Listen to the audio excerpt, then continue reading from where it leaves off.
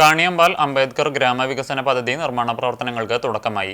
സംസ്ഥാന പട്ടികജാതി വികസന വകുപ്പ് മുഖേന നടപ്പിലാക്കുന്ന പദ്ധതിയുടെ നിർമ്മാണോദ്ഘാടനം AC മൊയ്തീൻ MLA നിർവഹിച്ചു.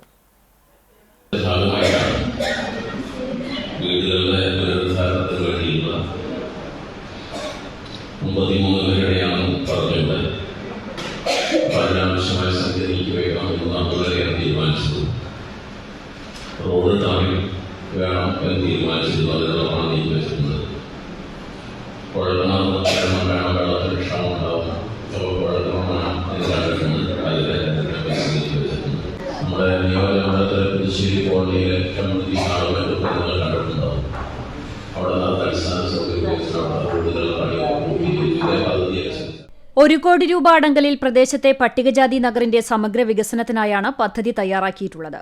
ഭവന പുനരുദ്ധാരണം, റോഡ് റീടാറിംഗ്, കുടിവെള്ള പദ്ധതി, കമ്മ്യൂണിറ്റി ഹാൾ നവീകരണം, തെരുവ് വിളക്കുകൾ തുടങ്ങിയവയാണ് പദ്ധതിയിൽ ഉൾപ്പെടുത്തിയിട്ടുള്ളത്. അംബേദ്കർ കമ്മ്യൂണിറ്റി ഹാളിൽ നടന്ന ചടങ്ങിൽ നഗരസഭാ ചെയർപേഴ്സൺ സീതാ രവീന്ദ്രൻ അധ്യക്ഷത വഹിച്ചു. വൈസ് ചെയർപേഴ്സൺ സൗമ്യ അനിലൻ, സ്ഥിരം സമിതി അധ്യക്ഷന്മാരായ Sajini Preman, T Somasekharan, Priya Sajeesh, PK Shabeer, ward councillor VK Sunilkumar, പട്ടികജാതി വികസന ഓഫീസർ MN ബിന്ദു തുടങ്ങിയവർ സംസാരിച്ചു. കോഴിക്കോട് ആസ്ഥാനമായ AB അസോസിയേറ്റ്സ് എന്ന സ്ഥാപനമാണ് കരാർ ഏറ്റെടുത്തിട്ടുള്ളത്. പദ്ധതി സംസ്ഥാന നിർമ്മിതി കേന്ദ്രത്തിന്റെ മേൽനോട്ടത്തിലാണ് നിർവഹിക്കുക. കാണിപ്പയ്യൂർ മനയിൽ നിന്ന് പഴയകാലത്ത് നായാടി വിഭാഗത്തിൽപ്പെട്ട കുടുംബങ്ങൾക്ക് താമസിക്കാൻ നൽകിയ സ്ഥലമാണ് ഇപ്പോഴത്തെ അംബേദ്കർ നഗർ. നിലവിൽ ഇതര വിഭാഗക്കാരുൾപ്പെടെ താമസിച്ചുവരുന്ന ഈ പ്രദേശത്തിന്റെ പൊതുവായുള്ള പിന്നോക്കാവസ്ഥയ്ക്ക് പരിഹാരമാകും പദ്ധതി.